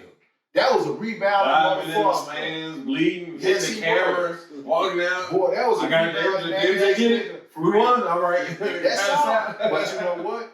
He got cool points for that shit. Yeah. Because he did his part. Sometimes it takes an empire to build a whole team like it's supposed to be built and send it to the top like it's supposed to go.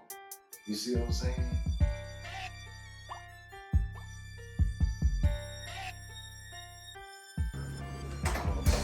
What's up, ladies? What's Hey! going on? How y'all doing? How you guys doing? Welcome Thank in, you welcome for in. having How us. y'all doing? Alright, how you doing? That's Corey, that's Shannon, Nice that's to meet Joy. you. Nice to meet you guys. We appreciate y'all. Thank y'all for Have a coming seat, through. get comfortable, take your jacket off. Yeah, appreciate y'all.